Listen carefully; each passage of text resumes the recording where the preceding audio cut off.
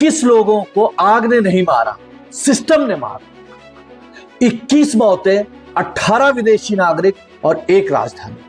यह एक ऐसा सवाल है जिसका जवाब शायद किसी के पास ना हो। दिल्ली के मालवीय नगर में सुबह करीब 8 बजे आग लगती है, लेकिन कहानी आग की नहीं है।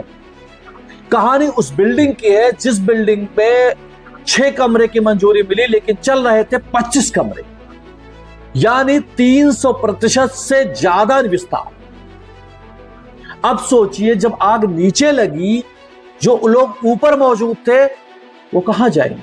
क्योंकि बाहर निकलने का एक ही रास्ता था और वही रास्ता आग ने बंद कर रखा था। इसके बाद जो हुआ वो किसी हॉलीवुड फिल्म के डिजास्टर से कम नहीं था। लोग तीसरी मंजिल से कूद रहे थे, पहली मंजिल से कूद रहे थे, महिलाएं चिल्ला रही थीं। विदेशी नागरिक जान बचाने के लिए छत के ऊपर तक चढ़ गए थे, खिड़कियां खोल खोल कर खिड़कियों से लटक रहे थे और फायर ब्रिगेड से पहले मोहल्ले वाले पहुंच गए थे। और आपको बता दें, आपकी जानकारी के लिए, कि फायर ब्रिगेड महज कुछ मीटर दूर थी, लेकिन आने में उसे 1.5 घंटे लग गए। चश्मदीद के अनुसार जिस तरह से बताया गया कि 8 बजे आग लगती, 9:30 बजे फायर ब्रिगेड आ पाती है। मोहल्ले वालों की सूझबूझ के हम दाद देंगे कि वो लोग तुरंत सामने एक दुकान में गद्दा पड़ा हुआ था, गद्दा लाए और बिछा दिए, लोगों से कहे कूदिए कूदिए। अब बताइए, जो कभी 2 फीट न कूदा हो वो पहली मंजिल या तीसरी मंजिल से छत से कूद रहा है। इतनी जल्दी हिम्मत नहीं करती। फिर भी एक खिड़की से लोग कूदे और स्थानीय लोगों के अनुसार कुछ लोगों के पैर तक टूट गए। फिर भी 21 जानें चली गई। 15 लोग आईसीयू में हैं, 8 लोग हॉस्पिटलाइज्ड हैं।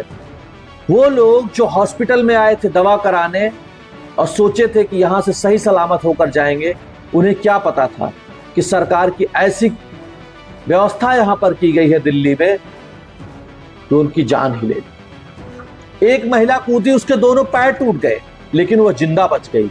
इसके लिए शुक्रगुजार है, क्योंकि उस वक्त हड्डी टूटने का नहीं, उस वक्त जिंदगी बचाने का सबसे बड़ा सवाल था।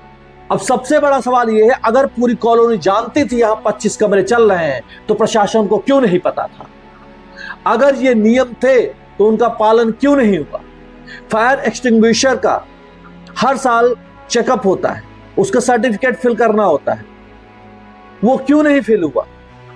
अगर जांच बराबर होती और सही से होती तो ये सब कैसे चलता?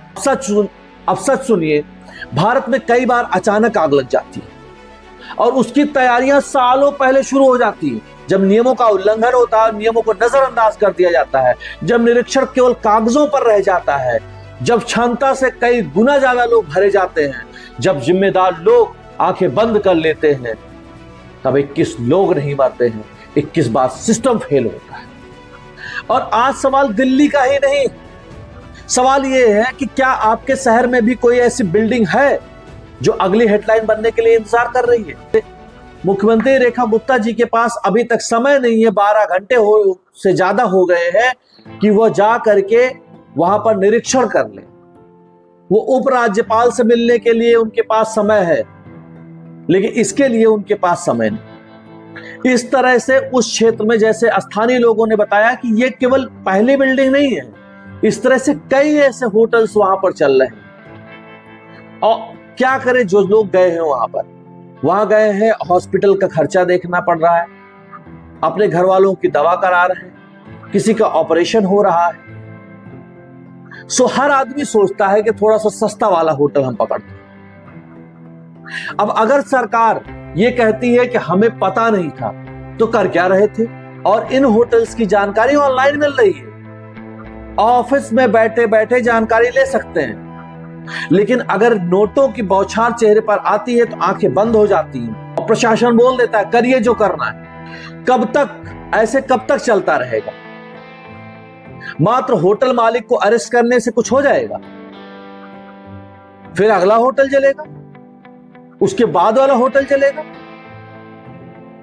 होटल मालिक को नहीं, इसमें प्रशासन में रहने वाले लोगों को, प्रशासन में बैठने वाले लोगों को, जिनके पास ये कटमनी जा रही है, जिनके पास वसूली जा रही है, जिनके पास या हफ्ता जा रहा है, उनको अरेस्ट करिए, उन पर कार्यवाही करिए।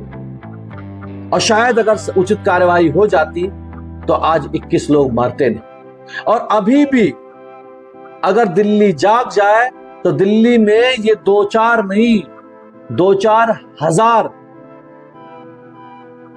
ऐसे बहुत सारे पड़े हुए हैं होटल्स जिनकी स्थिति दयनीय है। आप करोल बाग क्षेत्र में चले जाइए, वहां मोस्ट ऑफ द होटल्स की यही स्थिति है।